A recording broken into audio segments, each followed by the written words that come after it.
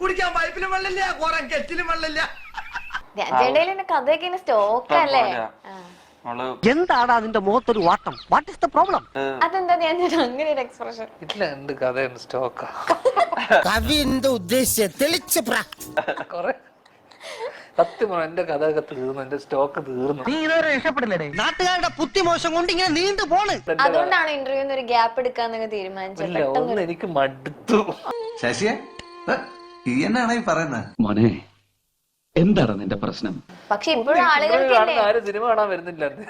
വിവരമില്ലെങ്കിലും മുതലാളി പറഞ്ഞ ശരിയാ. ഓരോന്നിനും അതിന്റേതായ സമയമുണ്ട് മോനെ. ഓരോരുത്തരും വരുന്നില്ല, അങ്ങനെയൊന്നുമില്ല, എല്ലാരും വരുന്നില്ല.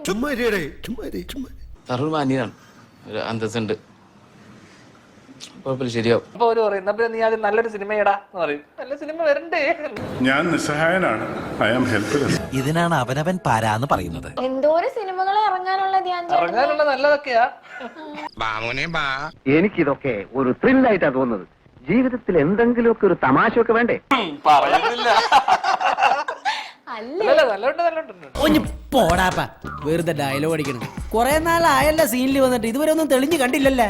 അതും ഇനി ഇതുപോലെ ആരെങ്കിലും പറഞ്ഞിട്ട് എടുത്ത സിനിമകളാണോ? ഏത് ഇതുപോലെയോ? ഞാൻ ധ്യാൻ ചേട്ടൻ ഉണ്ട് എന്നുള്ള ഒരു ഒറ്റ ഉറപ്പിലാണ് ഞാൻ ഈ പടത്തിലാണ്. കുരുത്തക്കേട് പഠിക്കാൻ പറ്റിയ സ്കൂളാ. ഞങ്ങൾ അങ്ങോട്ടും ഇങ്ങോട്ടും ഒരു ഗിവ് ആൻഡ് ടേക്ക് ആയിട്ട് ധ്യാൻ ചേട്ടൻ എന്നിൽ വിശ്വസിച്ച്, ഞാൻ ധ്യാൻ ചേട്ടനെ വിശ്വസിച്ച്. നീ നിന്റെ കാര്യം മാത്രം പറഞ്ഞാൽ മതി, അവന്റെ കാര്യം അവൻ പറഞ്ഞോളൂ. പ്രേക്ഷകർ ഞങ്ങളിൽ വിശ്വസിക്കട്ടെ. ഞങ്ങൾ നിങ്ങളിൽ വിശ്വസിക്കുകയാണ്. ഇപ്പൊ നിന്നിൽ വിശ്വസിച്ച് ഇവിടെ ഇരിക്കുന്നത്. വിശ്വസിക്കാം, വിശ്വാസം അതൊക്കെയാണല്ലോ എല്ലാം. അയ്യോ, ആ വാക്കുകളിലെ സകല വിശ്വാസവും പോയി. എല്ലാവരും വിശ്വാസത്തിന്റെ പുറത്താണല്ലോ നമ്മളിങ്ങനെ സഞ്ചരിച്ച്. Cool down.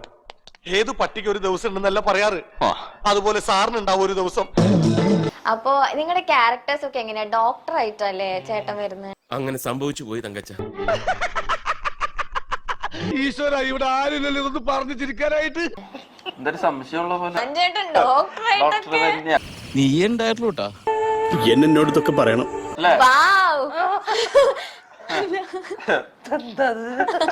മനുഷ്യനോട് ഊരയ്ക്ക് തീ പിടിച്ചോണ്ടിരിക്കുമ്പോ പോക്കത്തിലും പറയാൻ നിൽക്കരുത്. അത് നമ്മള് കാണുമ്പോ അങ്ങനെ യോഗ്യതയില്ലാന്നാണോ ലുക്കില്ലാന്നാണോ? ഈ രഹസ്യം ഞാൻ മുതലാളിയോട് പറയണമെന്ന് പലവട്ടം ആലോചിച്ചതാ. പറഞ്ഞാലും കുഴപ്പം, പറഞ്ഞില്ലേലും കുഴപ്പം. അല്ലെങ്കിൽ എന്ത് ഞാൻ രീതിയിലാണ് കണ്ട അങ്ങനെ അത്രയും പഠിക്കാൻ സാധ്യത ഇല്ലാത്ത ആൾക്കാരായിട്ട് തോന്നുന്നത് കൊണ്ടാണോ? ചേട്ടൻ ഞാൻ വിചാരിച്ച പോലെ അല്ലോ. മന്ദബുദ്ധിയല്ല.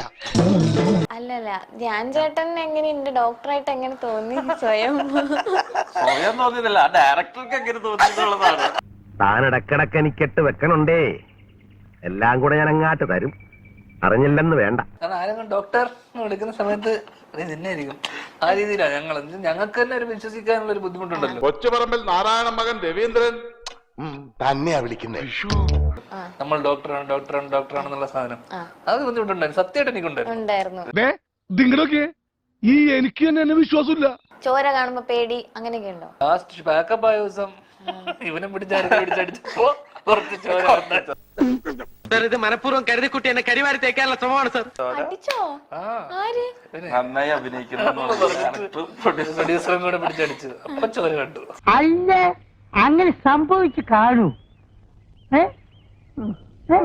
ക്യാരക്ടറിന് വേണ്ടി എന്ത് ചെയ്തെന്നൊക്കെ ചോദിച്ചു കഴിഞ്ഞാൽ ഭയങ്കര പാടായിരിക്കും.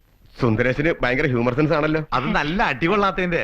അപ്പൊ എന്ത് തോന്നുന്നു സിനിമ ഇറങ്ങുമ്പോ? എങ്ങനെയായിരിക്കും പ്രേക്ഷകർ ഇത് ഏറ്റെടുക്കാൻ പോകുന്നത്?